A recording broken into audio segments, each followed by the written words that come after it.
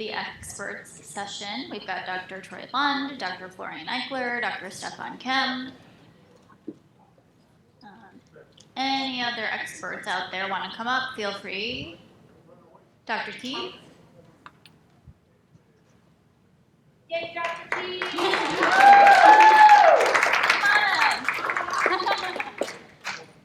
All right, we're going to start with a few questions that have been submitted online. The first one is, have there been any studies done on the use of stem cell infusions in adult patients with ALD or AMN? It depends on what kind of stem cell infusions. If the meaning is transplants, yeah, there's the largest study actually came from our colleagues in Germany that looked at I think 12 to 18 adults who went to transplant, and then we've looked at a smaller number.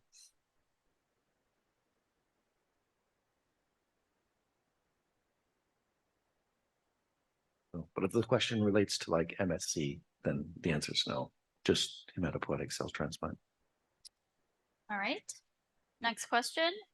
Is it recommended that women get an annual brain MRI?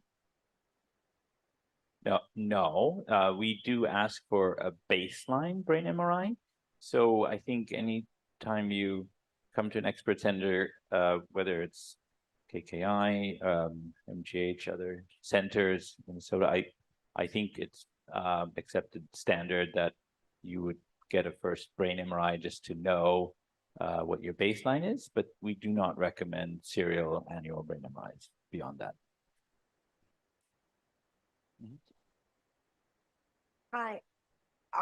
Does it have to be done at your facility, or can it be done locally and then sent to you? It's fine outside.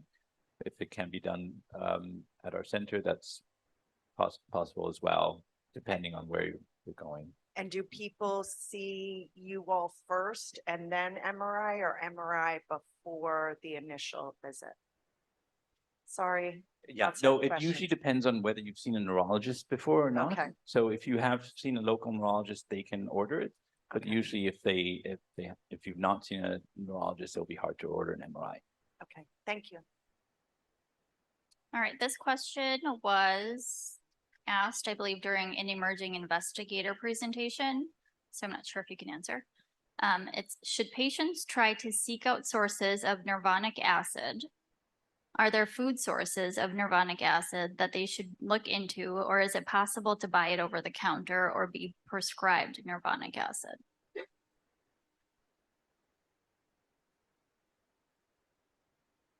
I don't think I should answer that because I'm not an MD.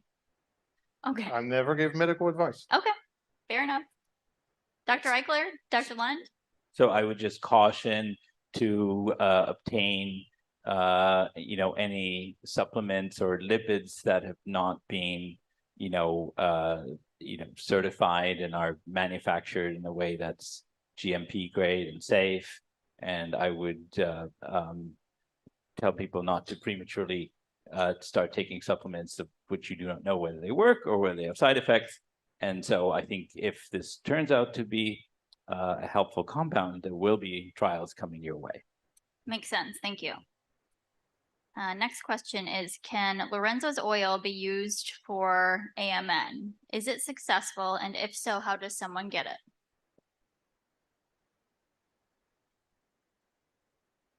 So our KKI team has fled the scene.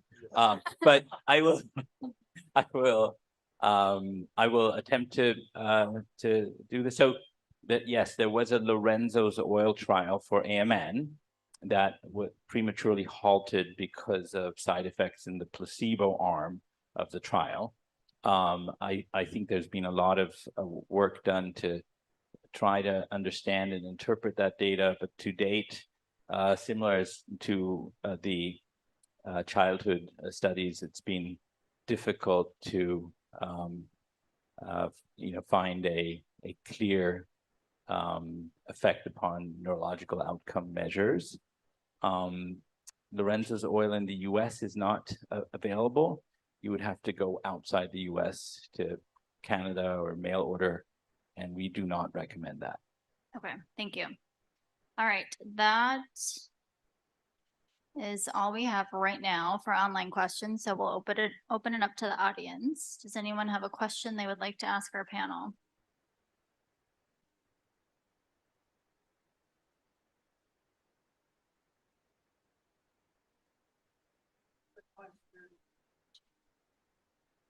We didn't hear the lecture that was going to discuss vitamin D3 because the speaker had COVID. And I know they'll be doing a webinar within the month. But can you give us a preview of what we might be hearing about the usefulness of vitamin D3? I will do an inadequate job because Keith is not, Dr. Van Haren is not here, but I can attempt it. I give you a little background, and again, anybody who is here who is maybe involved in some shape or form can step in. The history of vitamin D use and potential benefit comes from the field of multiple sclerosis, where this has been explored over the years due to recognition of MS flares and MS occurrence being associated with the degree of or geography associated with sunlight exposure, and the recognition in basic science studies that there might be potential protective effects of vitamin D. I think Keith Van Haren has been trying to design prevention trials that might show whether there's a change in conversion rate to cerebral ALD if you're on vitamin D or not. I think we still have to wait for those trials to fully pan out. There are some interesting biomarker studies that are very promising that are looking at oxidative stress and glutathione levels, how those are linking to potential conversion. Still, I think something we have to wait for the studies to fully pan out. I think for all practical purposes, if your vitamin D levels are low, you should, supplement. That word came in as the microphone failed. But I am not right now recommending anything beyond the normal American Academy of Pediatrics recommendations for vitamin D supplementations. Does that help? Okay. So this is a question about men who have cerebral ALD. How do you decide between transplant, the Minarex study, or MSCs? How would that conversation go? Or is there an algorithm or not? Yeah.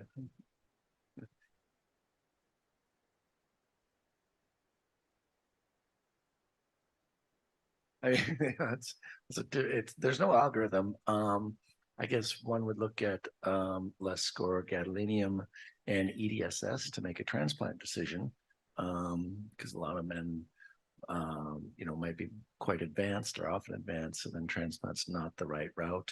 The Minarex has clear qualifying criteria, so less score less than 12, gadolinium enhancing. The MSCs we have made available to men with cerebral disease on a case-by-case basis. The ideal candidate would be somebody with low levels of gadolinium that are willing to undergo a stem cell infusion and then have an MRI 28 days later. Part of the answer I have to give, though, is that if somebody's considering MSC and Minarex, by taking a cell product, they might put themselves out of the running for a Minarex drug trial. Drug trials don't want to see back-to-back experimental therapeutics before you enroll. Not saying it's impossible, but these are things that I would talk about with a given patient kind of in that order. Yeah, I can also take a quick stab at it. I overall agree with Troy. I just had a similar conversation actually earlier about this topic. If I were a man with ALD and had brain MRI where there was a lesion occurring, I would probably approach it this way. If the lesion is at an early stage and if there's contrast enhancement, there might be a bit of a window to use leriglitazone and see whether it's effective in suppressing inflammation, halting or slowing the progression of the lesion, as seems suggested also in the study in the boys. If the lesion, however, is already larger and more advanced, and you're at higher risk for symptoms arising, I think there might be more of an urgency to go for bone marrow transplantation earlier. I don't know, does that make sense? Yeah, that makes sense. Okay, thank you. We have a question in the back.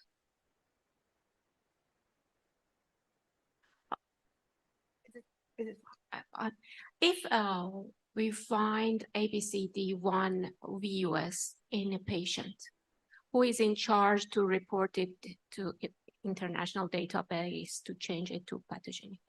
And what is the process of this? That's a very good question. I just had also this discussion with somebody, and there's this thought that all these variants automatically are related to the database. And that's not the case. The database is filled with information from publications, from contributing physicians, sometimes from families. The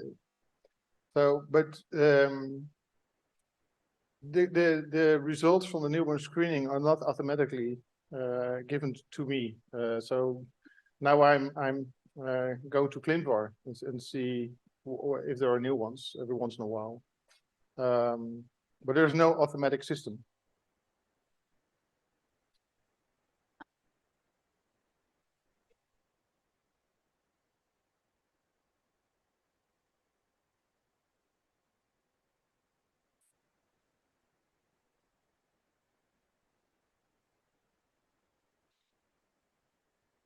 No, the question is, Please repeat the question. Yeah, I'm going to repeat the question. The question is, did Kennedy Krieger not send them to me? Yes, that was the case before privacy rules really changed.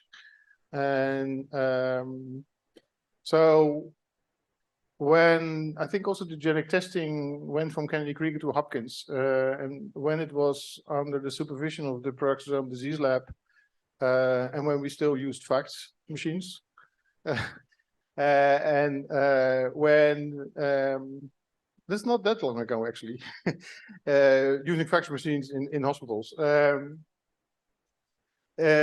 So when there was a request from a physician to confirm the diagnosis of a symptomatic individual, and it was requested the biochemistry and the genetics at Kennedy Krieger, they would relay that information to me. And other diagnostics labs that collaborate would do that too. But currently, every once in a while, I'm in contact with the people from the Hopkins genetic facility, and we try to get it back to work, but it's not very successful yet. Yeah, so that flow of information did stop for two reasons: the privacy rules, but also the shift from diagnostic labs to commercial labs, because they don't share. They deposit it in ClinVar, and also I'm not so sure if that would be really useful, because in the past it was, for example, Florian having a symptomatic. Well, I'm just using you. You're sitting next to me. A patient with signs and symptoms of ALD, and then there will be a confirmatory test, a request for biochemistry and genetics. So that will be sent to Kennedy Krieger. So then you would have that information, and it would be linked. You would know that the request came from an ALD case. And nowadays, if a physician sends or whatever sends the specimen to Invitae or any of the other companies, there's a break in that connection. That company does not receive the clinical information that comes with the request, as far as I know. So the situation changed. Okay, we have a question over here and then one in the back. Dr. Kim, you presented on Gray Zone, there was a chart that was the plasma C26 levels correlating with the disease severity. And I had asked a question about, is there a way to kind of back calculate based on our results? So my question is related to that. Since we've got a lot of KKI testing here from our babies on the very long chain fatty acid levels, is there a US version of that chart or something with the KKI results that, if I'm looking at my kids' results, where they may fall on that? Or is there an effort to look at that in the US? The first note of caution is that the initial results that we receive will always be higher, because I try to explain that at birth the red blood cell count is higher, and also so the C26 lyso-Pc level is higher, and after a few months it drops. So you cannot compare the results from the newborn screening to the values that I showed and that also we published, because these are different. These have different cutoffs, so that's really important to know. And second, yeah, it's way too early to make any assumptions or predictions based on this. In any case, if it's a likely pathogenic, the follow-up for all the children will be exactly the same. I think what is really interesting and hopeful is that research now shows that there is a correlation, and now we just have to collect many more samples to validate, and make the red box that I showed and the blue box, and there are more colors, make them filled with more dots. And as long as they all kept falling into the same dot, we get more confidence in this. So yeah, we always say, well, it takes another 5 years. But I think this should motivate all of us to fill these numbers and try to get this done.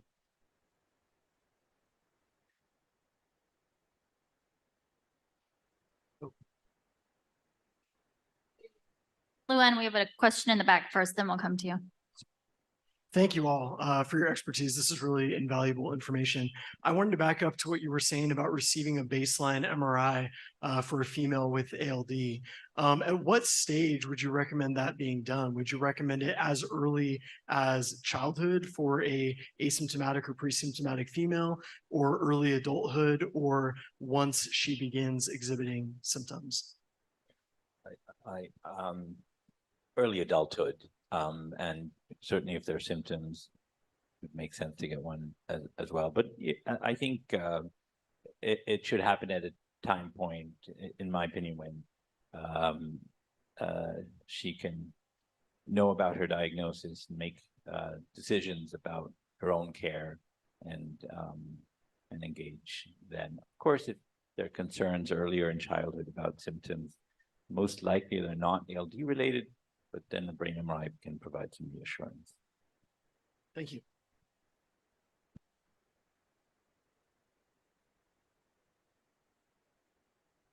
Sorry, as always, jumping the gun. I'm kind of obsessed about this data now because I think a lot of us had a lot of data produced before HIPAA. For example, I had an MRI too somewhere, and I had my genetic testing and our family. And the thing is, we're still keeping that database, aren't we? I sort of thought it was ALD Connect, keeping one database of all the people who had ABCD1 genes. No? No, the database exists. We are celebrating 10 years of ALD Connect, but the database is celebrating 24 years of existence. But we have no idea of knowing if our own stuff ever got put in there, right? You can know whether your genetic variant is in Is the in there, yeah. data. No, No, the result from my test. That I don't know because the database does not have any personal information. So it's only, so they're references. So if your variant is in there and it's a publication from Brazil, then it's probably not you. If it's a publication from Kennedy Krieger or from Florian, then it may be you. But let's say everybody in this room had their ABCD1 gene tested and had a result somewhere, you Yeah. know, maybe their own local doctor's office or whatever. Would it make sense and be a significant increase to the available data for you to use to compare on a lot of these different studies? Absolutely. All of us to call our doctors and say, I need you to dig up and I'll sign the paper that is the release for HIPAA to send my ABCD1 gene test result. So that means some medical records person is going to have to go back into my file, right? And find it. But some families, you might have 10 people. I mean, you might have 10 pieces of that data, right? Yeah, that's true. I mean, there are verses We need recorded. that. There are verses recorded, and there will be verses of which, with the same variant, there are affected patients. And this is what I showed with that connection. Right. Yeah. To clarify, are you talking about all variant, are you talking about pathogenic and likely pathogenic variants? And then your Stefan is talking about. When my son was diagnosed, they did genetic testing on him and they found that he had a mutation on his ABCD1 gene. Then they came and did targeted testing of me and they tested my mother and we had it too. And we were working with both Minnesota and Kennedy Krieger at that time to get everything figured out. And we also had my daughter tested to see if she had it because we were going to be on the way to seeing if she was compatible donor. And I thought that all of our results of our family, Annie, Ben, Luann, and Vonnie, all those got sent to the database. So I think it would depend if you read, whether the report calls it a pathogenic, likely pathogenic, or a variant of uncertain significance. So whatever that variant is classified as. Or I mean, did they do that then? I don't think that was quite a while ago, so I don't think they did that. You could look up the change and see if it's present on the database. Some of them have like 38, patients that we know have this variant. Others, it's 1 or 2 reported. So I think in the cases where that variant is very well known, if there's 100 other cases or families, then it would be kind of a more well-established variant. For other ones, so I think it would just depend on what the variant is, but you could look it up. Or your doctor could look it up on Clinic. You can look it up. It's public, yeah. Okay, I think we should move on. We have several other questions rolling in. Maybe Luann and all 4 of you can chat about it later. It's actually a related question. So are you able to comment on the implications of some of the research that you're all doing? So the gray zone, variants of uncertain significance, mosaicism. There was a little bit of discussion, I think, earlier about making some assumptions or making changes. Can you just sort of reflect on what that might look like? So making assumption, like, where do I hope it would go? Or what changes could come of your research? I think there's kind of several aspects that I think about. One is for the subset of individuals who may be identified as mosaic. I think that, that falls into kind of a unique category. So trying to understand specifically for them, if their risks are the same as everybody else or slightly different. I think there's still benefit for those who are not mosaic, that we could still learn from individuals who are. If you have cells in your body with functional ABCD1 and cells that are not, that's kind of similar what we hope to achieve with gene therapy and all these other things is to restore our health. So is there something that we can be learning from individuals who kind of have that inherently in their biology? You know, one of the questions that's come up from this family is, could we actually take the cells that are healthy in our body and pull them out, extrapolate them, and provide our own transplant, you know, auto transplant? So I think there's a lot of avenues to kind of explore and learn, but I don't necessarily know what they are yet, but I think there's interesting things there that I hope can benefit everyone. Stefan, Florian, My hope and expectations are that we are going to solve. There are 500 vessels out there. Yeah, I mean, collaboration with clinicians.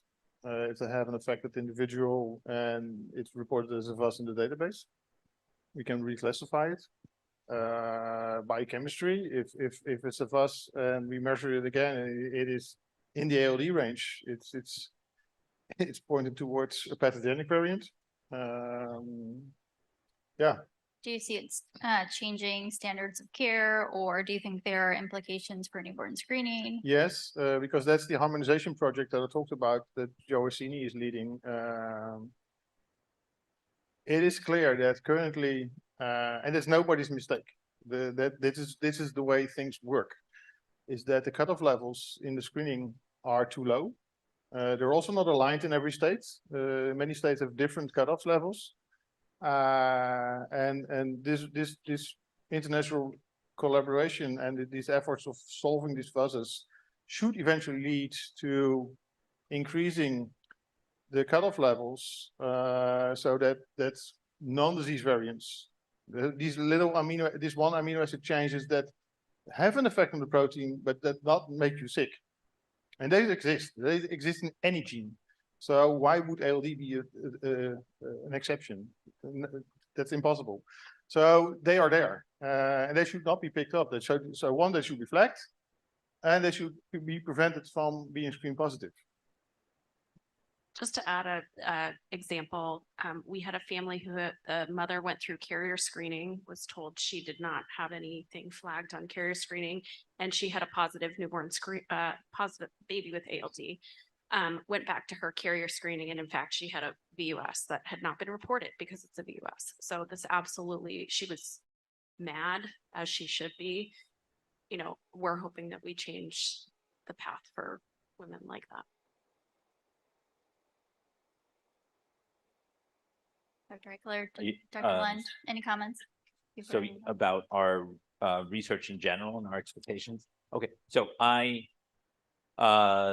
my goal is that we have therapies that are not just available for a small sliver of the population, but for everybody who has unmet need in the community. So I think that's the overall goal, whether you're a child or an adult, whether you're a man or you're a woman, you have a treatment option available. And I think that is sort of what I'm aiming for. And I think bringing options and understanding how to do this in a rational way with good biomarkers and the appropriate measures to follow, and understand how we can, you know, give good counsel and to patients and families.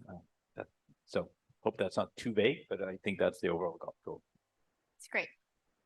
Yeah, I mean, we work on a lot of stuff, but you know, in the neurofilament light chain, my goal is to be more personalized towards families and maybe avoid so many MRIs if we can have a blood-based biomarker that's accurate and predictive. I mean, that's the ultimate goal, is to use a blood test perhaps and avoid some sedation and MRIs.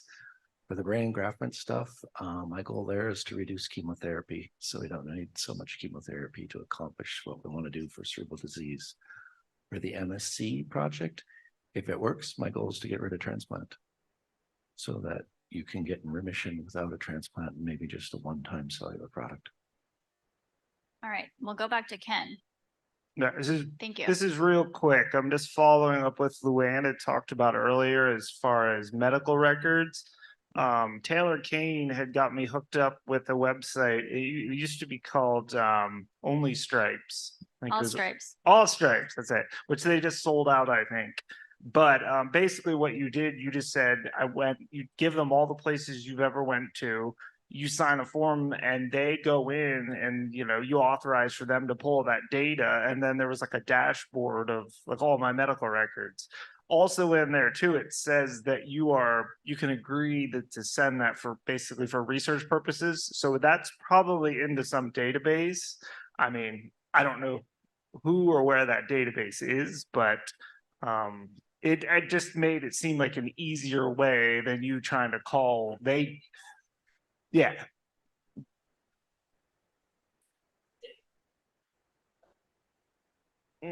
Well, you're basically telling All Stripes to go find it. They do it for you, but.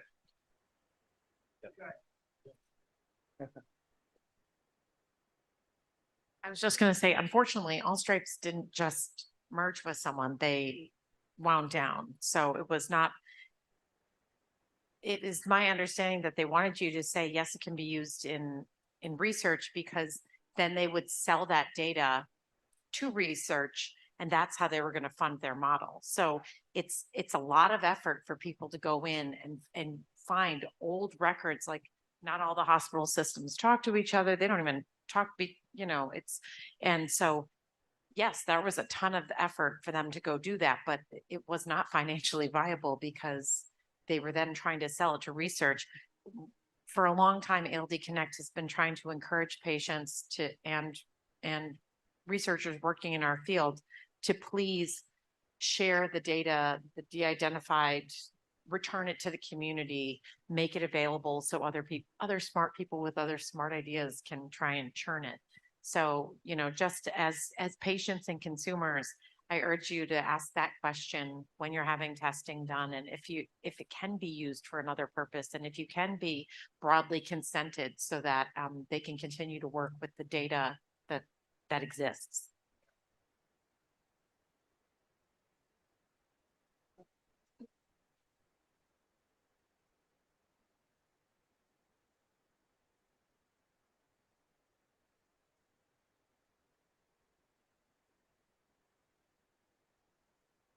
So I'm going to back up a couple questions, and you're saying that all women should have a baseline MRI.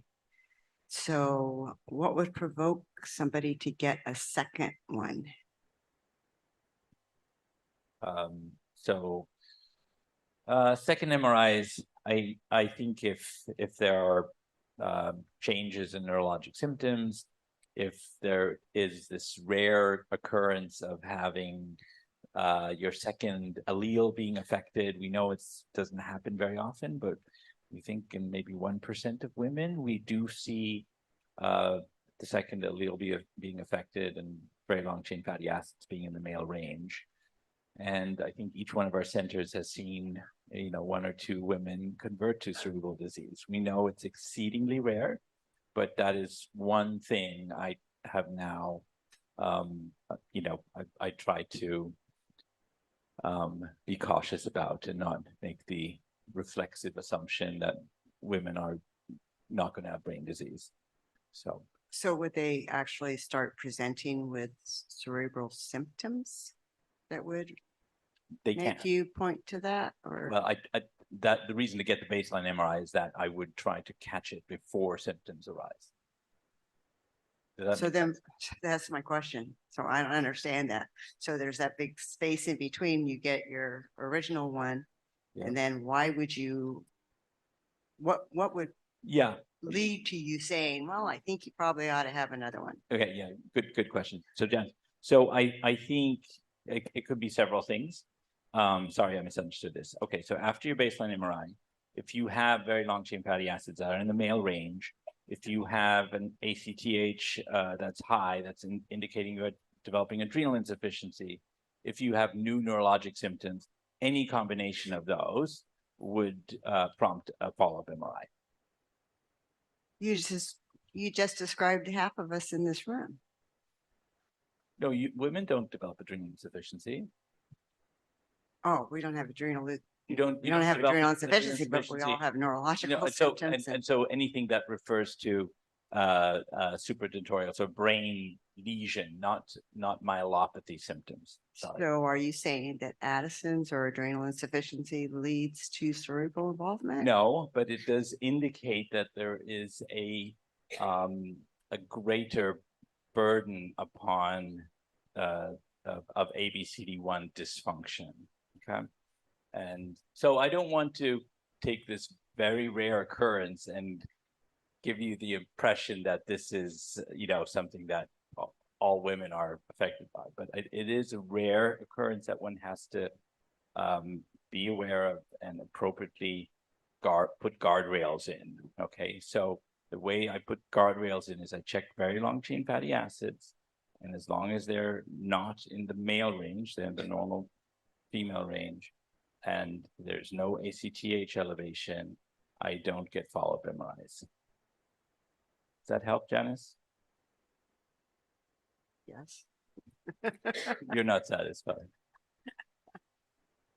Yeah. Well, I know a few women that have adrenal insufficiency. So are they being recommended to get MRIs annually, or I don't understand what would be the trigger that would say, okay, you need to come in and we need to look to see if you're going to try to find it before they have cerebral symptoms. How does that work out? Yeah. Okay. So That's a tricky question. Huh? yeah, and I'm trying to. I don't think that there are more than a handful of women in the world with adrenal insufficiency. You may happen to know them, but I'm just going to put that out there. Okay. And so I think those women do have to be monitored similar to men, is the short answer. Okay. I guess I still don't understand why we should have baseline then. If it's just so extremely rare, then why would you need to have baseline if you're probably never going to do another MRI on us? So for me, that that is one way to assure that if you develop symptoms in the future and that anything, I want to understand what the beginning baseline is, to have something to compare to. Was it always there, or is it something new? So that's how I look at this. So we can take it offline. Okay. Can we talk a little bit about, sorry. Did I miss someone? Okay, we'll come right back. Can you talk about unmet needs? So any possible treatments for women, what might they be? And also advanced cerebral ALD. What possible treatments are there, or might there be in the future? Yes, this is for me. So, so treatment for women right now is symptomatic treatment.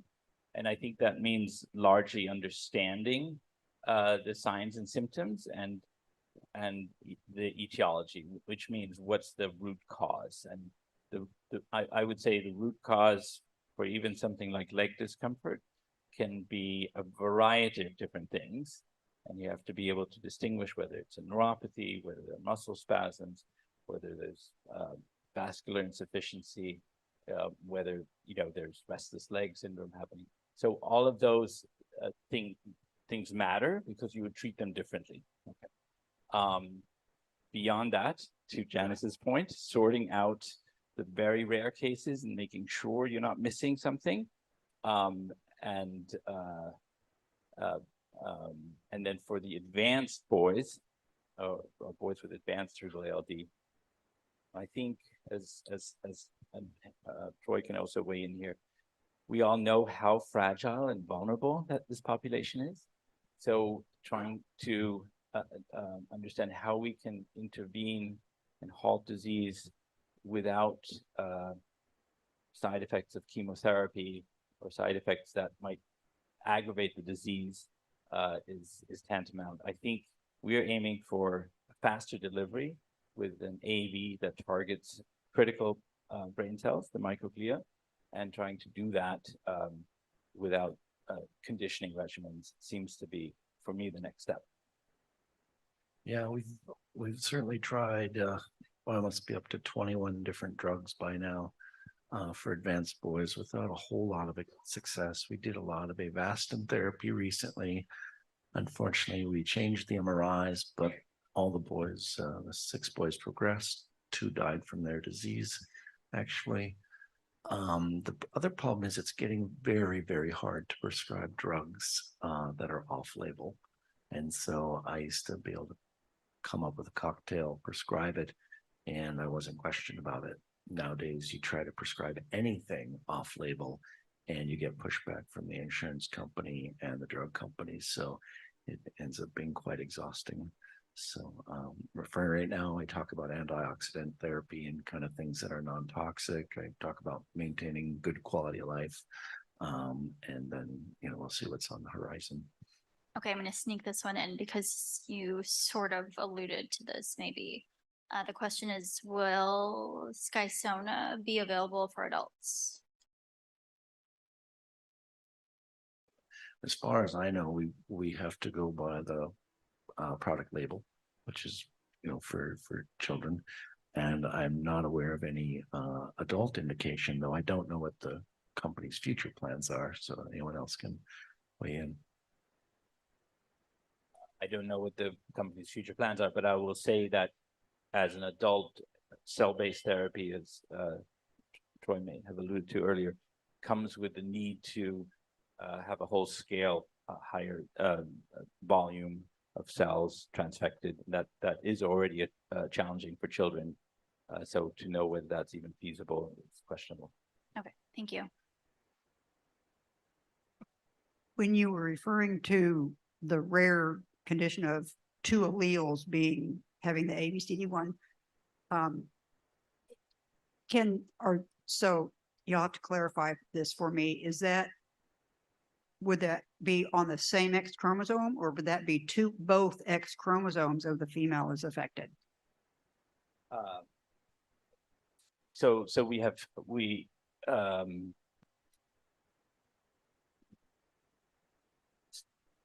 alleles of every gene, and usually women's skew. So you're right. You have 2 X's in women. Sorry, it's late in the day and I'm starting to fade. So usually what happens is you skew towards the healthy X. And if you're an ABCD1 and you have a gene defect on the ABCD1 gene and you're skewing towards the unhealthy X, there is usually a reason for that. And that can occur, at least in one case that we saw, if you are a carrier for another X-linked disorder, and then this woman skewed towards the unhealthy ABCD1 and had elevations in very long chain fatty acids that were in the male range. And she sadly developed cerebral disease and succumbed on my watch. And so to Janice's point, I'm a little sensitized by all that. And therefore that's my practice to get a baseline brain MRIs. But if you do not have very long chain fatty acids in the male range, chances are you are not skewing in the wrong direction and you have nothing to worry about.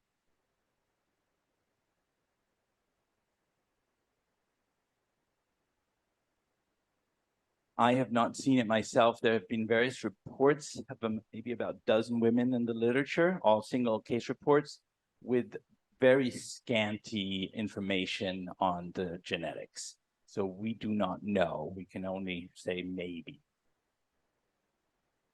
All right, it's 5:30, so we're half an hour over. Does anyone have any last questions for our panelists?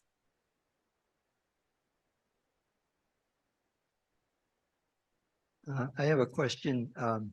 If a woman is diagnosed with a variant of unknown significance, and so is her daughter, and so is her grandson, but the woman's mother and father live to be 90 years old, is that meaningful?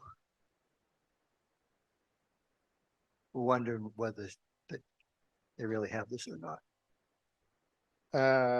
Yes, I mean, this means, you mean she's diagnosed, but is she diagnosed on the basis of clinical symptoms? Was this a Genetic test. Yeah, so a genetic test. So, Yeah. so there was It no. was in the first 6 months in California. Ah, you're referring to the newborn screening. Yeah.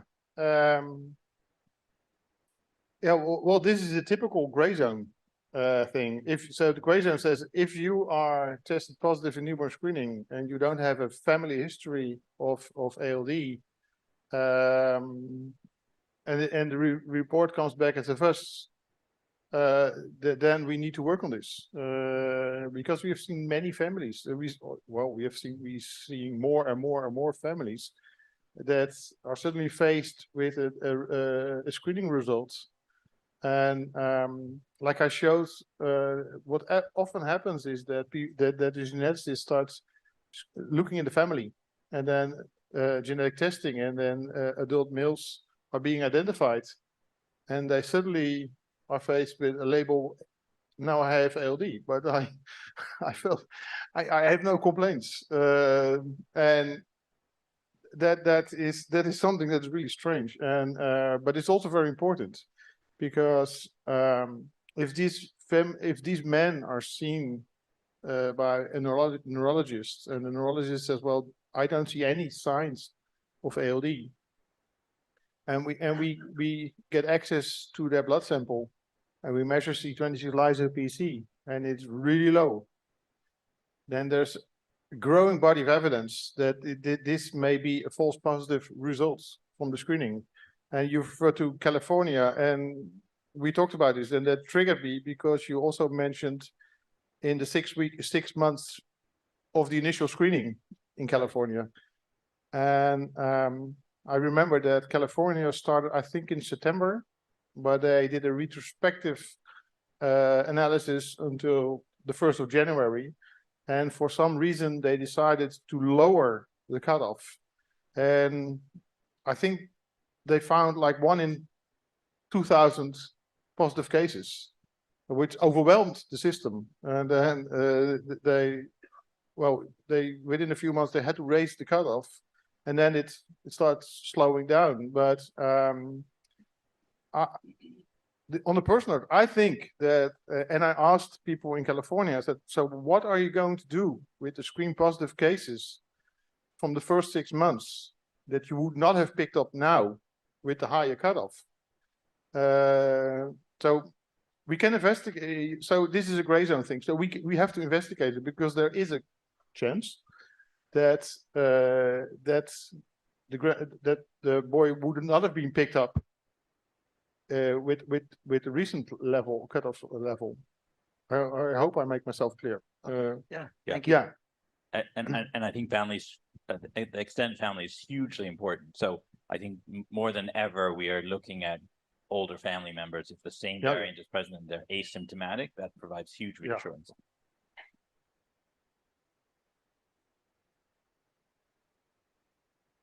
Right, I don't see any more questions. So Dr. Eichler, closing remarks. Closing remarks from my unstable brain.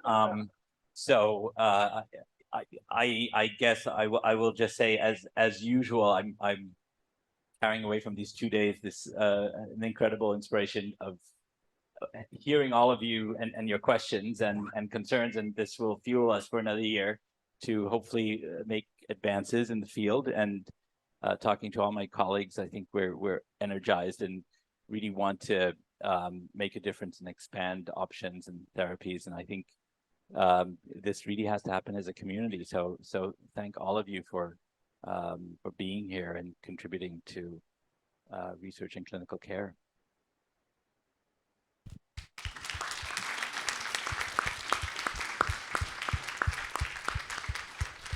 So I want to take one more chance to thank all our sponsors. They do right by us. They put in the work. They engage with us in a meaningful way, and not just sending a check, but really showing up and engaging at the meeting and being willing to be on the hot seat. So I'm so grateful. Bluebird Bio, Swan Bio, Minorex Therapeutics, Visual Neuroscience.